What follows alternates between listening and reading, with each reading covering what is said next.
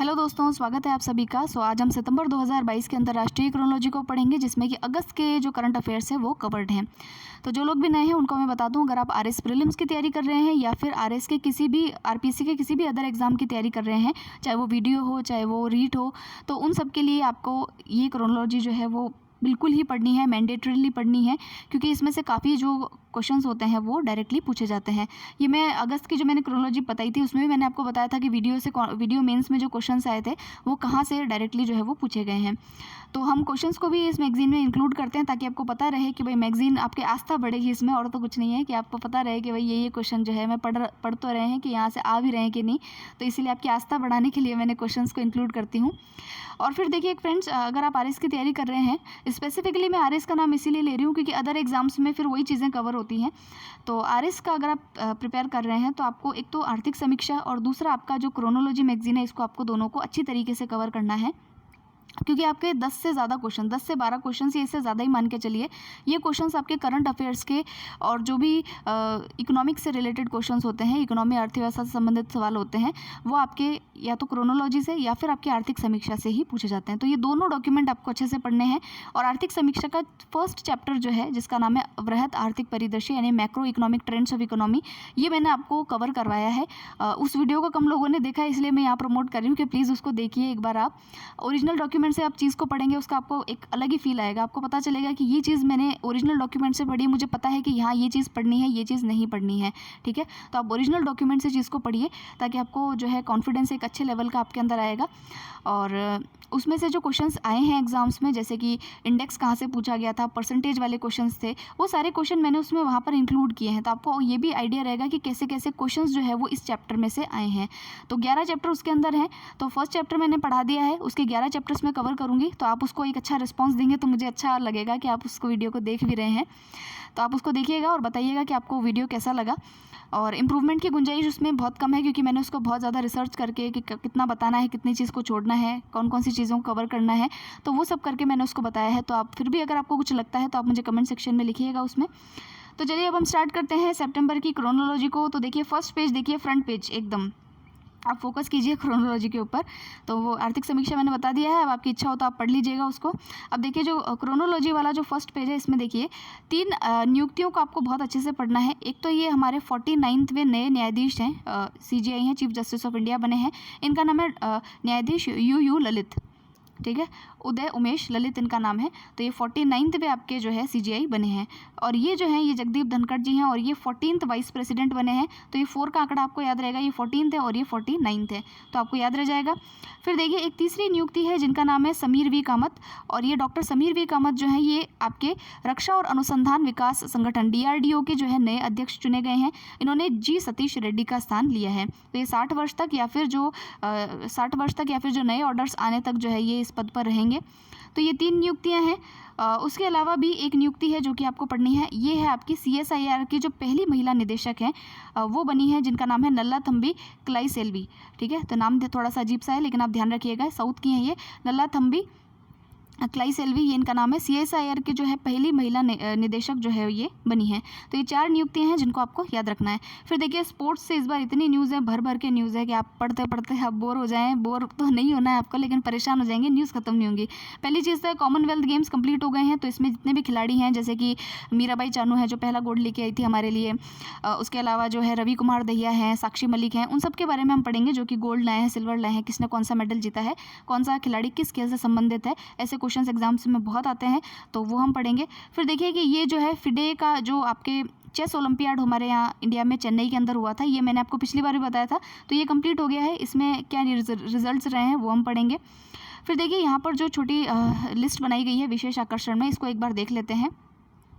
2 खिलाड़ियों के नाम देखिए यहाँ पर आपको दिख रहे होंगे, एक सुनील छेत्री और दूसरी है मनीषा कल्याण। ये दोनों फुटबॉल से संबंधित है और इन्होंने जो है अभी फुटबॉल के अंदर जो है इनको सर्वश्रेष्ठ भारतीय फुटबॉलर का अवार्ड जो है वो मिला है। तो सुनील छेत्री को तो आप जानते हैं, लेकिन मनीषा कल्याण को आप नहीं जानते हैं। तो मनीषा कल्याण का नाम ध्यान रखिएगा कि किससे संबंधित है, तो फुटबॉल से संबंधित है। फिर देखिए यहाँ पर कि जो हमारा एक बिल था विधेयक था जिसका नाम है वन्यजीव संरक्षण संशोधन विधेयक। तो ये संशोधन विधेयक है पहली चीज़ तो पहले कोई बिल रहा होगा उसके अंदर इसको लिया गया है।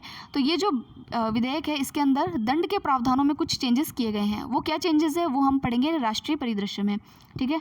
फिर देखिए एक और न्यूज़ है कि बिहार के अंदर जो है नीतीश कुमार जो हैं दोबारा से चीफ मिनिस्टर बने हैं महागठबंधन के अंदर और 8वीं बार सीएम बनने का सौभाग्य इनको जो है वो मिला है।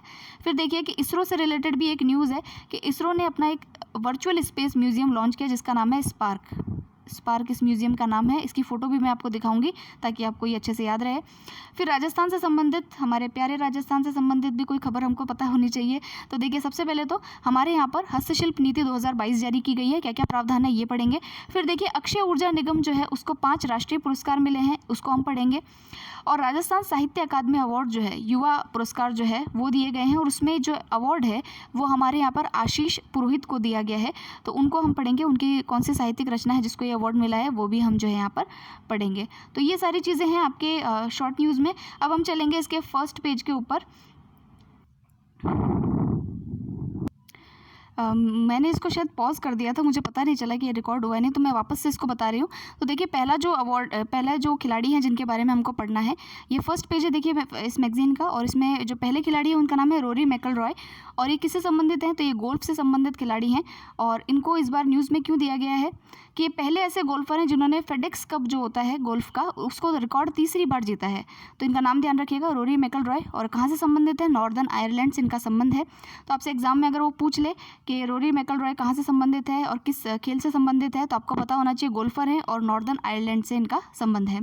फिर देखिए भारत के एक खिलाड़ी हैं जिसका नाम है मोहम्मद अजहर और इन्होंने जो है आपका WBC का जो अवार्ड है, WBC इंडिया का जो खिताब है वो जीता है। ये है वर्ल्ड बॉक्सिंग काउंसिल, WBC का फुल फॉर्म। और इसमें जो है इन्होंने जो है खिताब जीत करके लेकर के आए हैं, तो ये ध्यान रखिएगा। तो ये मुक्केबाज है मोहम्मद अजहर और इनके बारे में मैंने आपको बता ही दिया था, समीर कामत, डॉक्टर समीर कामत के बारे में। तो अब चलेंगे हम मासिक घटनाओं के सार संग्रह पर।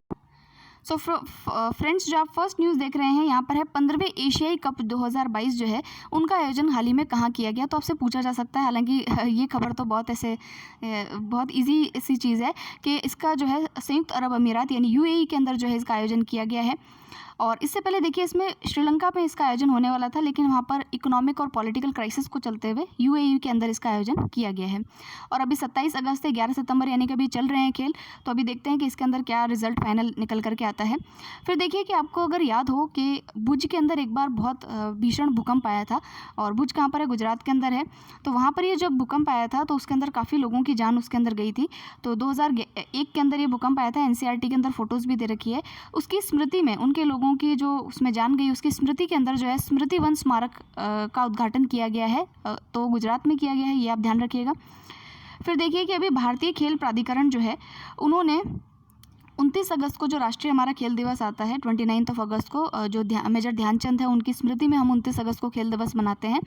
तो उसमें जो फिट इंडिया अभियान जो हमारे यहाँ पर चल रहा है, उस फिट इंडिया अभियान के एक हिस्से के रूप में उन्होंने एक और जो है एक थीम के साथ में राष्ट्रीय स्तर का जो है खेल दिवस मनाया है। उस थीम का नाम क्या है, थीम है आपकी एक समावेशी एवं राष्ट्रीय समाज के लिए खेल। क्या नाम है, एक समावेशी और राष्ट्रीय विकास के लिए खेल। नाम याद रखिएगा, एक समावेशी एवं स्वस्थ समाज के लिए खेल।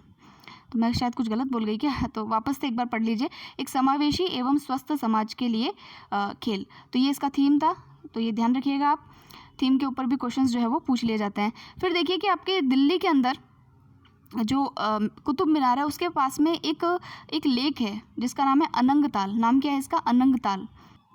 तो देखिए ये जो लेक है अनंग ताल लेक जो है ये दिल्ली के अंदर है, पहली चीज़। और दूसरी बात यह है कि आपको पता है कि दिल्ली के अंदर जो तोमर शासन है, तोमर वंश जो था उसका शासन हुआ करता था।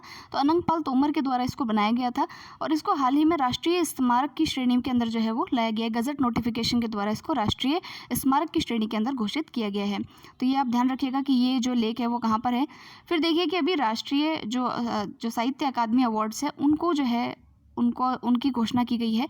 तो साहित्य अकादमी अवार्ड्स जो है इसके अंदर 3 पुरस्कारों को आपको ध्यान रखना है। पहला तो हिंदी भाषा में किसको मिला, दूसरा आप देखिएगा इंग्लिश में किसको मिला, और तीसरा राजस्थानी के अंदर किसको ये अवार्ड दिया गया है। तो ये साहित्य अकादमी युवा पुरस्कार है, जिसमें हिंदी के अंदर ये भगवंत मान नहीं है, भगवंत अनमोल है। तो भगवंत अनमोल जो है उनको उनकी कृति है, उनकी जो रचना है उसका नाम है कृति है प्रमेय, उसके लिए ये अवार्ड दिया गया है। फिर इंग्लिश के अंदर मिहिर वत्स को ये अवार्ड मिला है, और हमारे यहाँ से जो है आशीष पुरोहित को जो है उनकी कृति के लिए राजस्थानी भाषा में ये अवार्ड दिया गया है। ठीक है, फिर देखिए इनके न्यायाधीश के बारे में तो हमने पढ़ लिया था। फिर देखिए एक देश है जिसका नाम है दक्षिण कोरिया। नॉर्दर्न कोरिया के बारे में तो आप जानते होंगे, उत्तरी कोरिया के बारे में किम जोंग यूंग के कारण, दक्षिणी कोरिया आप सैमसंग के कारण जानते होंगे। तो देखिए वहाँ की जो प्रजनन दर है वो सबसे कम प्रजनन दर है, और अभी उन्होंने खुद का ही रिकॉर्ड तोड़ दिया है, और उनकी प्रजनन दर कितनी है, 0.81 है। ठीक है, तो ये आप ध्यान रखिएगा। फिर देखिए कि आपके DRDO के ये अध्यक्ष मैंने बता ही दिए थे। आगे चलते हैं। आगे देखिए एक किताब है जिसका नाम है a new India selected writing. तो ये आपके जो पूर्व मंत्री हैं अरुण जेटली जी, उनका एक लेखों का संकलन था, उसको उन्होंने एक पूरा कंबाइन किया गया है और उसका नाम रखा गया है a new India selected writings. तो आपको ध्यान रखना चाहिए कि ये हाल ही में जो पुस्तक लॉन्च हुई है ये किसके लेखों का संकलन है, तो अरुण जेटली जी के जो है लेखों का संकलन है। फिर देखिए कि स्पोर्ट्स से रिलेटेड एक न्यूज़ है। तो देखिए ईरान का जो तेहरान शहर है वहाँ पर अभी 14th जो हमारा अंडर-18 एशियन वॉलीबॉल चैंपियनशिप है हुआ है। कौन सा चैंपियनशिप है, वॉलीबॉल चैंपियनशिप है। तो वॉलीबॉल के अंदर हमने जो है कांस्य पदक जीत करके हम लाए हैं। तो भारतीय टीम ने कांस्य पदक जीता है वॉलीबॉल में, लेकिन किसको हरा करके जीता है, तो दक्षिण कोरिया की टीम को हरा करके जीता है। फिर देखिए नेक्स्ट है विश्व डेयरी शिखर सम्मेलन। ये कहाँ पर अभी आयोजित किया गया, तो विश्व का शिखर सम्मेलन था, विश्व डेयरी शिखर सम्मेलन, इसका आयोजन नई दिल्ली में किया गया है। फिर देखिए कि स्माइल परियोजना के बारे में तो कई बार हमने पढ़ लिया है। बच्चों को जो बंधुआ मजदूरी है उससे मुक्त कराने के लिए भी स्माइल प्रोजेक्ट चलाया जाता है कई बार। तो स्माइल प्रोजेक्ट के तहत एक और नया प्रोजेक्ट है स्माइल 75 पहल। क्या नाम है, स्माइल 75 पहल। इसका मतलब क्या है कि ये जितने भी भिक्षावृत्ति में लगे हुए जो लोग हैं उनका वापस रिहेबिलिटेशन करना, यानी कि वापस पुनर्वास करने के लिए जो हमारे केंद्रीय मंत्री है वीरेंद्र कुमार, उनके द्वारा इसको लॉन्च किया गया है। तो नाम ध्यान रखिएगा स्माइल पहल, और ये भिक्षावृत्ति से जो लोग जुड़े हुए हैं उनको वापस पुनर्वास करने के लिए इसको लाया गया है। फिर देखिए वर्ष 2022 में फेलिक्स होफोबेट बेगोन यूनेस्को शांति पुरस्कार से किसको सम्मानित किया गया है। तो देखिए फ्रेंड्स, ये जो पुरस्कार है ये पहली चीज़ तो यूनेस्को का पुरस्कार है, तो ये शांति के लिए दिया जाता है, और एंजेला मार्केल को ये पुरस्कार दिया गया है। एंजेला मार्केल आप जानते हैं कि जर्मनी की पूर्व चांसलर ये रही हैं। तो अभी वर्तमान में जर्मनी के चांसलर कौन है उनका नाम आप मुझे कमेंट सेक्शन में बताएंगे, क्योंकि हम ये पढ़ चुके हैं। तो देखिए जो ये जो अवार्ड है ये बेसिकली उन लोगों को दिया जाता है जो कि शांति के लिए या मतलब पीस से रिलेटेड कोई भी कार्य जो है वो कर रहे हैं। तो एंजेला मार्केल ने शरणार्थियों के स्वागत के लिए काफ़ी कार्य किए हैं, इसलिए इनको ये अवार्ड जो है वो दिया गया है। आगे की जो चीज़ें हैं इसमें वो हम पुरस्कार और सम्मान में वापस से पढ़ेंगे। तो आगे चलते हैं हम। आगे देखिए कि 15 से 21 अगस्त को सोफिया में आयोजित अंडर-20 विश्व कप कुश्ती चैंपियनशिप में स्वर्ण पदक जीतने वाली पहली भारतीय महिला जो है वो कौन बनी है। तो इनका नाम है अंतिम पंघाल। ठीक है, ये एक लड़की हैं, इनका नाम है अंतिम पंघाल। और आपको पता है कि अंतिम, अंकुश, इस प्रकार के नाम क्यों रखे जाते हैं कि भाई इसके बाद में लड़की ना हो। ठीक है, तो इसलिए जो है इनका भी खैर यही स्टोरी है, आप देखिएगा न्यूज़ में। तो ये किससे रिलेटेड है, तो ये कुश्ती से रिलेटेड है, और इन्होंने अंडर-20 के अंदर जो है स्वर्ण पदक जीता, और ये भारत की पहली महिला पहलवान बनी है जिन्होंने ये अवार्ड जीता है। तो बुल्गारिया में ये अंडर-20 विश्व कप कुश्ती चैंपियनशिप आयोजित की गई थी, तो उसमें ये अवार्ड जीत करके लाई हैं। तो ये चीज़ है, आप ध्यान रखिएगा इसको। फिर देखिए नेक्स्ट है आपका, नेक्स्ट खबर देखिए 14 अगस्त जो है हमारे लिए तो एक तरीके से विभीषिका है, लेकिन हमारे पड़ोसी देश के लिए वो उनका नेशनल डे है, स्वतंत्रता दिवस है। तो 14 अगस्त को इसीलिए हम जो है विभाजन विभीषिका स्मृति दिवस के रूप में जो है इसका आयोजन किया जाएगा। तो ये इसके घोषणा जो है वो की गई है।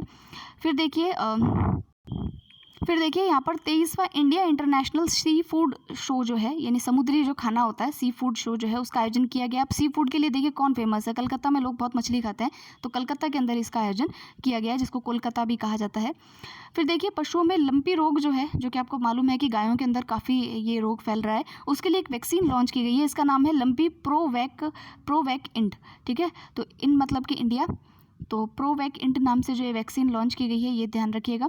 फिर देखिए कि भारत ने अपना एक नृत्य है उसको यूनेस्को की सांस्कृतिक सूची में भेजने के लिए नामित किया है और उस नृत्य का नाम क्या है? गरबा। तो गरबा में डांडिया खेलते हैं, तो उस नृत्य को इन्होंने आगे लॉन्च किया है कि ताकि इसको जो है सांस्कृतिक सूची में, यूनेस्को की सांस्कृतिक सूची के अंदर जो है वो सम्मिलित किया जा सके। फिर देखिए यूरोपीय फुटबॉल महासंघ जो है, यूफा जो है, उसने वर्ष के सर्वश्रेष्ठ खिलाड़ी का पुरस्कार जो है वो किसे दिया है? तो करीम बेंजामा और एलेक्सिया पुटेलस, इनको जो है ये अवार्ड दिया गया है। तो ये यूरोपीय फुटबॉल महासंघ के द्वारा दिया गया है, यूरोपियन, ठीक है, यूरोप के जो फुटबॉल महासंघ है उसके द्वारा सर्वश्रेष्ठ खिलाड़ी का पुरस्कार जो है फुटबॉल की श्रेणी में वो किसको दिया गया है? करीम बेंजामा और एलेक्सिया पुटेलस को, ठीक है। फिर देखिए कि पिंगली वेंकैया के बारे में कुछ चीज़ें हैं। पिंगली वेंकैया का नाम आपको पता होना चाहिए कि हमारा जो तिरंगा है उसका आर्किटेक्ट जो डिज़ाइन है, तो उस डिज़ाइन जो है वो इन्होंने ही बनाया था और ये आंध्र प्रदेश से संबंधित है। और इनके ऊपर यूपीएससी ने भी जो है वो 2021 के अंदर, यूपीएससी ने 2021 के अंदर प्रीलिम्स के अंदर इन पे क्वेश्चन पूछा था पिंगली वेंकैया के ऊपर। तो देखिए अभी इनकी 146वीं जयंती थी और तिरंगा महोत्सव के रूप में इनके ऊपर जो है स्मारक डाक टिकट जो है वो जारी किया गया है। तो पिंगली वेंकैया का नाम आपको भूलना नहीं है, ध्यान रखना है। फिर देखिए अभी एक एक्सरसाइज हुई है, यानी कि एक अभ्यास हुआ है जिसका नाम है वोत्सोक अभ्यास। तो ये जो है वोत्सोक अभ्यास जो है वो रशिया के अंदर आयोजित किया गया है और उसमें भारतीय सेना के अलावा चाइना, बेलारूस, मंगोलिया और ताजिकिस्तान की जो सेनाएं हैं उन्होंने भी भाग लिया है। तो थोड़ा ध्यान रखिएगा इसके बारे में। फिर देखिए एक क्षेत्र है, एक जगह है जिसका नाम है पदांग और ये जगह कहाँ पर है? सिंगापुर के अंदर है। और इसको जो है नेताजी सुभाष चंद्र बोस से संबंधित, ये क्योंकि ये स्थल है तो इसीलिए इसको 75वां राष्ट्रीय स्थल के रूप में सिंगापुर ने घोषित किया है। तो नाम ध्यान रखिएगा स्थल का। उसके अलावा ये ध्यान रखिएगा नाम है इसका पदांग और ये सिंगापुर में है और नेताजी सुभाष चंद्र बोस से रिलेटेड है, तो इसीलिए इसको एक राष्ट्रीय स्थल के रूप में उन्होंने घोषित किया है। फिर देखिए कि उड़ीसा के अंदर जो है अंडर-20 सैफ फुटबॉल चैंपियनशिप का जो है आयोजन किया गया था और इसमें भारत ने फाइनल में किस देश को पराजित करके जीत हासिल की है? तो बांग्लादेश को इन्होंने फुटबॉल में पराजित किया है। तो ठीक है, नॉर्मल सी न्यूज़ है। फिर देखिए कि हरियाणा की जो सरकार है उन्होंने एक आर्थिक रूप से जो कमज़ोर वर्ग के बच्चे हैं उनको निजी विश्वविद्यालय यानी प्राइवेट स्कूल्स में प्रवेश के लिए एक योजना चलाई है जिसका नाम क्या है? चिराग योजना। तो ये भी एक हरियाणा सरकार की योजना है, थोड़ा सा ध्यान रखेंगे बस। फिर देखिए आगे इसमें क्या है? फिर देखिए कि केंद्र सरकार ने, ये काफ़ी इंपॉर्टेंट न्यूज़ है, केंद्र सरकार ने जो है मंकी पॉक्स टास्क फोर्स का गठन किया है। 5 सदस्यीय एक टास्क फोर्स होगी जिसमें मंकी पॉक्स से रिलेटेड सारी चीज़ों को ये लोग स्टडी करेंगे। उसका नेतृत्व कौन कर रहा है, उनके अध्यक्ष कौन है? तो ये है नीति आयोग के एक सदस्य हैं जिनका नाम है डॉक्टर वी.के. पॉल। तो वो जो है इस मंकी पॉक्स टास्क फोर्स के जो हैं वो क्या होंगे? अध्यक्ष होंगे।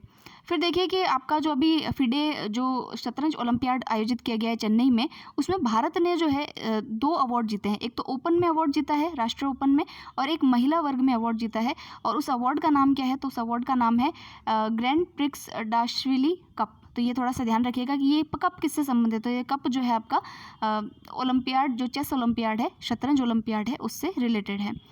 फिर देखिए इसरो ने जो है अभी नया स्पेस म्यूजियम जो है उसे लॉन्च किया है और उसका नाम है स्पार्क। तो ये नाम भी आपको ध्यान रखना है और अभी इस म्यूजियम को भी जो है मैं आपको दिखाऊंगी, तो ये ध्यान रखिएगा, ये भी इंपॉर्टेंट न्यूज़ है। फिर देखिए भारत वेस्ट इंडीज़ के अंदर T20 श्रृंखला भी आयोजित की गई थी और उसके अंदर जो है player of the series award Arshdeep Singh ने जीता है। तो ये नाम ध्यान रखना है। फिर देखिए कि प्रधानमंत्री मोदी जी ने अभी 76 जो हमारा स्वतंत्रता दिवस हुआ, अभी हमने आज़ादी का अमृत महोत्सव मनाया है, तो कौन सी बार उन्होंने राष्ट्रीय ध्वज फहराया है? तो 9वीं बार उन्होंने राष्ट्रीय ध्वज को फहराया है।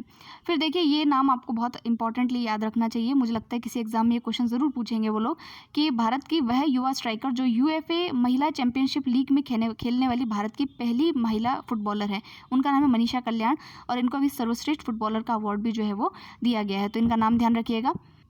सो दोस्तों ये जो फोटो आप देख रहे हैं ये है स्पार्क म्यूजियम की, जो कि इसरो ने लॉन्च किया है अभी। ये वर्चुअल म्यूजियम होगा जिसमें 3D में आपको इमेजेस दिखेंगी। Spark is India's first virtual space museum.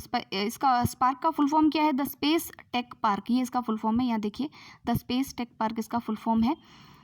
ये देखिए यहाँ पर कुछ इस तरीके का ये म्यूजियम जो है आपको नज़र आएगा। अब यहाँ देखिए ये जो खिलाड़ी आपको नज़र आ रही हैं, रेसलर नज़र आ रही हैं, इनका नाम है अंतिम पंघाल और यही है जिनको कि अभी अंडर-20 विश्व कप कुश्ती चैंपियनशिप में स्वर्ण पदक पहली बार इन्होंने भारत के लिए जीता है। तो अंतिम पंघाल का नाम आप ध्यान रखिएगा। ये देखिए ये इनका जो है फोटो है, 17 ईयर ओल्ड है, ये हरियाणा से रिलेटेड है और भारत की पहली अंडर-20 वर्ल्ड चैंपियनशिप इन रेसलिंग का खिताब इन्होंने भारत के लिए जीता है। फिर देखिए एक और खिलाड़ी है जिनका नाम अभी मैंने आपको बताया था, फुटबॉलर है, इनका नाम है मनीषा कल्याण और ये जो है first Indian to play UEFA women's championship league. तो ये पहली भारतीय महिला है जिन्होंने UEFA वुमेंस चैम्पियनशिप लीग खेला है और उसके अलावा जो सर्वश्रेष्ठ फुटबॉलर का अवार्ड है सुनील छेत्री के साथ वो मनीषा कल्याण को दिया गया है। फिर देखिए मैंने आपको बताया था साहित्य अकादमी युवा पुरस्कार मिले हैं, तो देखिए ये है वो भगवंत मान लिखा था लेकिन ये भगवंत अनमोल है, ठीक है। तो ये प्रमेय है, करती है इनकी प्रमेय, इसके लिए इनको जो है युवा राष्ट्रीय साहित्य अकादमी युवा पुरस्कार दिया गया है। उसके अलावा देखिए फ्रेंड्स हमारे राजस्थान के जो आशीष पुरोहित है उनको भी अपनी जो कृति है उनके लिए जो है ये नौहर के हैं, तो वहाँ के हैं ये राजस्थान में, तो उनको भी जो है साहित्य युवा अकादमी पुरस्कार दिया गया है। सो फ्रेंड्स ये था हमारा आज का जो इंट्रोडक्टरी वीडियो जिसमें हमने मासिक घटनाओं का सार संग्रह पढ़ा। इसको ज़रूर से देखिएगा वीडियो को, आप लोग वीडियो बहुत ज़्यादा स्किप करते हैं तो इसको पूरा देखिएगा और अगर आपको अच्छा लगता है तो प्लीज़ उसको लाइक कीजिएगा, ताकि लाइक करवाने का ये है कि भाई जो वीडियो है आपको रैंकिंग में जो है अच्छा दिखाई देने लगे, तो आप इसको लाइक कीजिएगा और आपको अच्छा लगे तो आप और लोगों को भी इसको शेयर कीजिएगा। तो हम नेक्स्ट वीडियो में पढ़ेंगे अंतर्राष्ट्रीय परिदृश्य, फिर हम पढ़ेंगे राष्ट्रीय परिदृश्य को और इस तरीके से मैगजीन को आगे बढ़ाएंगे। तो मिलते हैं नेक्स्ट वीडियो में। Thank you very much for listening.